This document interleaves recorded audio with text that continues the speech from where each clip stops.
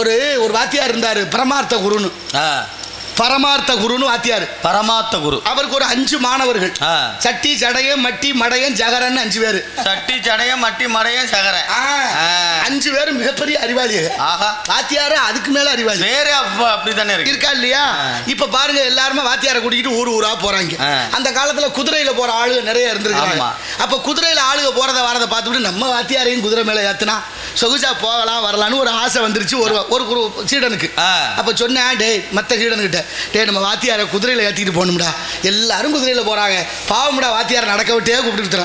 ஆமா, குதிரை ஒன்று வாங்கிடுவோமா, பெரிய குதிரை ஒன்று வாங்கிடுவோம்னா ஒருத்தன் சொன்னேன், பெரிய குதிரையா வாங்கி குருநாதரை ஏற்றுறது சிரமம்டா, ஒரு குட்டியா வாங்குவோம்டான்னு. சரி குட்டியா வாங்குவோம், ஒன்றும் தப்பு இல்லை. ஆனால் அது நம்ம சொல்றதை கேட்குமான்னு தெரியல. கேட்காது. குட்டியை வாங்கி நம்ம பழக்க முடியாது. அதுக்கு என்ன செய்வோம், கடைசியாக உள்ள சொன்னேன், ஒரு குதிரை முட்டையை வாங்கிட்டு வந்து அடை வச்சோம்னா அது குட்டி ஓடும்டா, அதுல இருந்து குதிரைநாதரை ஏற்றிக்கலாம்னு முடிவு பண்ணிட்டாங்க. குதிரை முட்டையா? ஆமா, நீங்க கேள்விப்பட்டது இல்லையா? நான் கேள்விப்பட்டது இல்லை. இல்லை, வேலையா போச்சு போங்க. குதிரை முட்டை இருந்தானே கதை வந்திருக்கு. அப்படியே குதிரை முட்டை வாங்கலான்னு 5 பேரும் கிளம்பிட்டாங்க. ஊரா தேடினாங்க, குதிரை முட்டை கிடைக்கல. ஒரு ஆத்தங்கரை வழியா வர்ற போது நிறைய பூசணிக்காய் கிடந்திருக்கு. பூசணிக்காய் பார்த்தோன்னே ஒருத்தன் சொன்னா, அடே இந்த உலகமுறம் தேடினா இங்க வாருங்கடா, இவ்வளவு முட்டை கிடக்கு, நம்ம வேற ஏமாற தெரிஞ்ச நல்ல வேலைடா. சரி யாராவது வர்றாங்களான்னு பார்த்தா அந்த நேரம் பார்த்து ஒருத்தர் வந்தார். அவரை பார்த்து இது என்னன்னு கேட்டிருந்தா அவர் பூசணிக்காய்னு பதில் சொல்லியிருப்பாரு. கேட்கும் போதே கேட்டாங்க, ஐயா இந்த குதிரை முட்டையெல்லாம் கொடுக்கறதானே விற்கிறீங்களான்னு கேட்டேன். பார்த்தாரு அவர், நல்லா சிக்கி இருக்காங்க, குதிரை முட்டையினே வித்துருவோம்னு ஒரு காயை பறித்து அவங்க தலையில் வச்சுட்டு காசை வாங்கிட்டு, பத்திரமா போங்கடா, முன்னால் 2 பேர் போ, பின்னால் 2 பேர் போ, பாதுகாப்பாக பிடிச்சிக்க, கீழே விழுந்து உடஞ்சி வச்சுன்னா மறுமுட்டை தரமாட்டேன், கொண்டு போய் 22 நாள் அடை வைக்கணும், 5 பேருமா சுற்றி உட்காந்து பிடிச்சிக்கங்கடான்னு சொல்லி அனுப்புனார். 5 பேருமா சேர்ந்து முன்னால் 2 பேர் பின்னால் 2 பேருமா குதிரை முட்டையோட வந்துக்கிட்டு இருந்தாங்க பூசணிக்காய். காட்டு வழியா வரும்போது காட்டில் ஒரு மரத்தோட செடி வந்து இந்த பூசணிக்காயை தட்டி விட்டுருச்சு. அது பூசணிக்காய் போய் ஒரு புதருக்குள்ள விழுந்துருச்சு.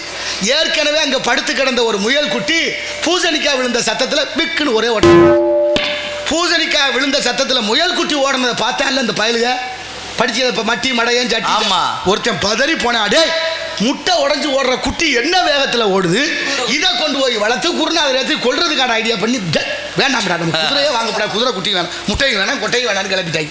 சரி என்னடா ஒன்று ரொம்ப சோகத்தோட பக்கத்தில் போய் ஆற்றுல அப்படி தண்ணி அள்ளி குடிச்சு தான் பக்கத்தில் ஒரு சலவை தொழிலாளி ஒரு கழுதையில் துணி எல்லாம் துவச்சி காய வச்சு மடித்து ஏற்றிக்கிட்டு இருந்தேன். கழுதை பேசாமல் நின்றுச்சு. இதை பார்த்துட்டு ஒருத்தன் சொன்னான், டே நல்ல வேலை குதிரை வாங்க போனேன், இந்த பாடுற கழுதை பேசாமல் நிற்கிது, நம்ம குருநாதரை பத்திரமா கூட்டிகிட்டு போயிடலாம்டா, இதை வாங்குவோம்டான்னு போய் ஒரு கழுதையை வாங்கிட்டு வந்தாங்க. கழுதையை வாங்கி குருநாதரை ஏற்றி இப்படி கூட்டிகிட்டே போனாங்க. பாருங்க, ஒரு நாள் போய்கிட்டு இருக்கிற போது குருநாதர் தலையில் அங்க வஸ்திரம் உருமா கட்டுற பழக்கம், அது காற்றுல அங்கிட்டு விழுந்துருச்சு. ஒரு மைல் தூரம் போனதுக்கப்புறம் தலையில் கையை வச்சாரு வாத்தியார், அங்க வஸ்திரத்தை காணும். பின்னால் வந்தவங்க சீடர்களை கூப்பிட்டு, என் தலையில் இருந்த உருமா கட்டின துண்டு என்கிட்ட விழுந்துச்சுடா பாத்தியலாடா. ஆமாம் நீளமாக இருக்குமே அதானே, வட்டமாக இருக்குமே அதானேன்னு கேட்டு, அடே அதான்டா விழுந்துச்சா பாத்தியலா? ஆமாம் அங்கே விழுந்துச்சுன்னா ஒருத்தன், ஏன்டா எடுக்காமல் வந்திய? நீங்கள் ஒன்றும் சொல்லலை குருநாதா, அதனால தான் நாங்கள் எடுக்கலைன்னு. குருநாதருக்கு கோவம் தலைக்கு அறிச்சு, டேய் இனிமேல் எது விழுந்தாலும் எடுக்காமல் வரக்கூடாது, எடுத்துக்கிட்டு வந்துடணும், சரியா? சரிங்க குருநாதா, எடுத்துக்கிட்டு வர்றோம்ட்டு வந்தாங்க. 1 மைல் போயிருக்கும், ஒருத்தன் தலையில் ஒரு மூட்டையோடு வந்தேன். குருநாதர் திரும்பி பார்த்து, என்னடா தலையில் மூட்டைன்னாரு. நீங்கள் தான் எது விழுந்தாலும் எடுத்துக்கிட்டு வர சொன்னீங்களேன்னு. ஆமாம் என்ன எடுத்துகிட்டு வர்ற? கழுதை சாணம் போட்டுச்சு, அதையெல்லாம் அள்ளி தலையில் வச்சுக்கிட்டு வரேன்னு. குருநாதருக்கு கடுப்பு தாங்கல, டே என்னடா இப்படி இருக்குது, உங்களை வச்சுக்கிட்டு நான் எப்படி இனிமே எது விழுந்தாலும் எடுக்கக்கூடாது, சரியா? சொல்லி பார்த்து கேட்குறீங்களா அப்படின்னா. குருநாதர் 2 மைல் போனதுக்கு அப்புறம் கழுதை சமதளத்துலேருந்து மேலே அப்படி ஏறிச்சு. குருநாதர் பிடிக்க முடியாம பொத்துன்னு கீழே விழுந்துட்டாரு. பேசாம போய்கிட்டு இருக்காங்க 5 பேரும். கத்துறாரு, தூக்குங்கடா தூக்குங்கடா. தூக்கவா, நீங்க தான் எது விழுந்தாலும் எடுக்கப்படாதீங்களா, கிடங்கன்னு போட்டாங்க. இப்படி வாத்தியாரு இப்படி சீடர்கள். என்னத்தை செய்யறது, ஒன்றும் சொல்றது மாதிரி இல்லை. உலகம் போற போக்கு நல்லா இல்லை என்பதை உணர்வோம். எத்தனை தத்துவங்கள் எத்தனை கதைகள் அவ்வளவு நமக்காக சொல்லி வைத்திருக்கிறார்கள் நாளைய தலைமுறைக்கு என்பதை உணர்ந்தால் அன்றி உணர்த்த முடியாது என்பதை உணர்வு. ஆனந்த தென்காற்று வைக்க பாபா.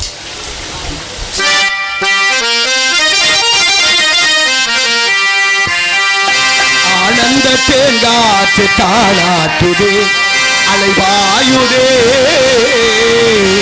மனம் ஏங்குதே, ஆசை காதலிலே. ஆனந்த தேங்காற்று தாளாட்டுதே, அலைவாயுதே, மனம் ஏங்குதே, ஆசை காதலிலே. ஆனந்த தேங்காற்று தாளாட்டுதே.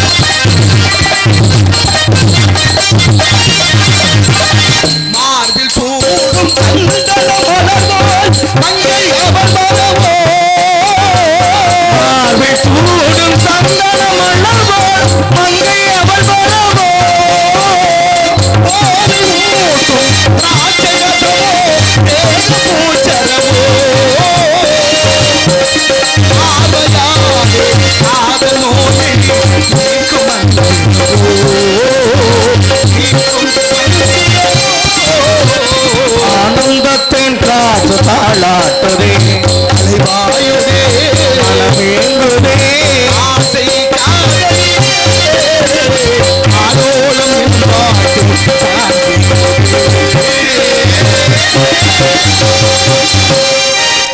நன்றி நன்றி நன்றி. காலதாமதம் காரியத்திற்கு கேடு. ஆகினால யாமறிந்த மொழிகளிலே தமிழ் மொழி போல் இனிதாவது எங்கும் காணோம் என்றார் எட்டயபுரத்து முண்டாசி கவிஞன் மீசை கவிஞன் பாரதி. பாரதிக்கு 11 மொழிகள் தெரியும். 11 மொழிகள் தெரிஞ்ச பாரதி சொன்ன வாக்கு யாமறிந்த மொழிகளிலே தமிழ் மொழி போல் இனிதாவது எங்கும் காணோம்.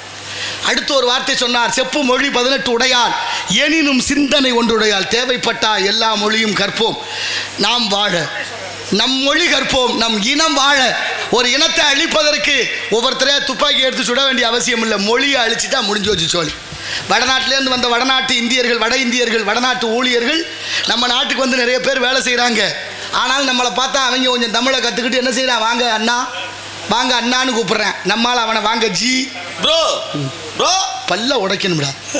என்ன செய்ய, எப்படி மாறி போனோம் பாருங்க. யாமறிந்த மொழிகளிலே தமிழ் மொழி போல் இனிதாவது எங்கும் காணும். யாதும் ஊரே யாவரும் கேளீர் தீதும் நன்றும் பிறதர வாரா கணியன் பூங்குன்றனார். ஐநா சபையில் இருக்கு தமிழ். ஐயா அப்துல் கலாம் ஐயா அவர்கள் தான் கொண்டு போய் சேர்த்தார் ஐநா சபையில். வேற எந்த ஜனாதிபதிக்கும் தமிழ் மீது அக்கறை இல்லை. அவர் செய்த தியாகத்தை யார் செய்வா? எத்தனை தத்துவங்கள் அவரை பற்றி பேசினா 1 மணி நேரம் பேசலாம், அவ்வளவு இருக்கு.